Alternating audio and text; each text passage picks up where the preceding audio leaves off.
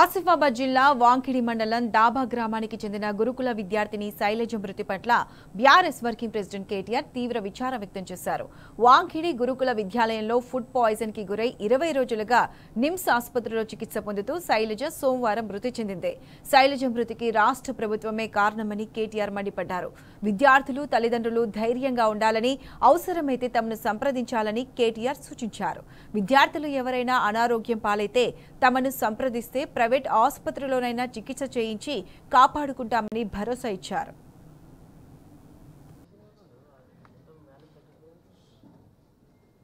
నిన్న 20 రోజులు పోరాటం చేసి చివరికి వెంటిలేటర్ మీదకి పోయి అక్కడ కూడా మృత్యువుతో పోరాడి చనిపోయిన పాప వాంకిడి గ్రామానికి సంబంధించిన పాప శైలజ గారికి, వారితో పాటు ఇప్పటి వరకు కాంగ్రెస్ ప్రభుత్వం వచ్చిన తర్వాత గురుకుల పాఠశాలల్లో మరణించిన 48 మంది పిల్లలకి, వారి కుటుంబ సభ్యులకి ముఖ్యంగా మా పార్టీ తరపున ప్రగాఢమైన సానుభూతిని, ప్రగాఢమైన సంతాపాన్ని తెలియజేస్తూ,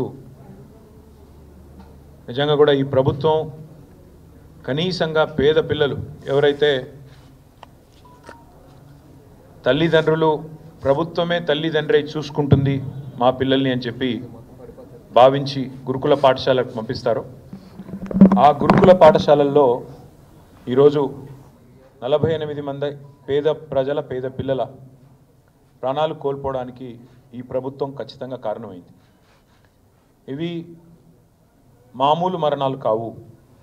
ఇవి ఖచ్చితంగా ప్రభుత్వ నిర్లక్ష్యం వల్ల జరిగిన హత్యలుగానే మేము భావిస్తూ ఉన్నాం. ఇవి ప్రభుత్వమే చేసిన హత్యలుగా మేము భావిస్తూ ఉన్నాం.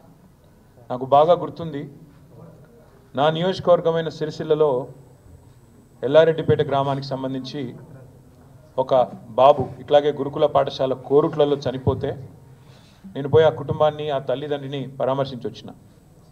ఆ తల్లి ఆ రోజు నాకు చెప్పిన మాట, నాకు జరిగిన క్షోభ ఇంకెవరికి జరగకూడదన్నా, దయచేసి ప్రభుత్వం మీద పోరాడండి, ప్రభుత్వాన్ని ప్రశ్నించండి అన్నారు. మేము ప్రభుత్వాన్ని ప్రశ్నిస్తూనే ఉన్నాం, నిలదీస్తూనే ఉన్నాం, ప్రభుత్వానికి తన బాధ్యతను గుర్తు చేస్తూనే ఉన్నాం. కానీ ప్రభుత్వం ఇప్పటి వరకు కనీసం గురుకుల పాఠశాలల్లో ఉండే పరిస్థితుల పట్ల ముఖ్యంగా ముఖ్యమంత్రి రేవంత్ రెడ్డి ఈరోజు వరకు ఒక సమీక్షా సమావేశాన్ని కూడా నిర్వహించని మాట వాస్తవం. అందుకే ఆ 48 మంది పిల్లలు ఎవరైతున్నారో వారి మృతికి ఖచ్చితంగా ఈ రాష్ట్ర ప్రభుత్వమే బాధ్యత తీసుకోవాలి. రేపు శాసనసభ సమావేశాల్లో కూడా ఆ పిల్లల కుటుంబాల తరపున, ఇంకా లక్షలాదిగా ఉన్న పేద పిల్లల కుటుంబాల తరపున ప్రభుత్వాన్ని తప్పకుండా నిలదీస్తాం. ప్రభుత్వాన్ని తప్పకుండా ఈ విషయంలో శాసనసభలో కూడా 100% చీల్చి చెండాడుతామనే మాట కూడా మీకు నేను తెలియజేస్తా ఉన్నాను.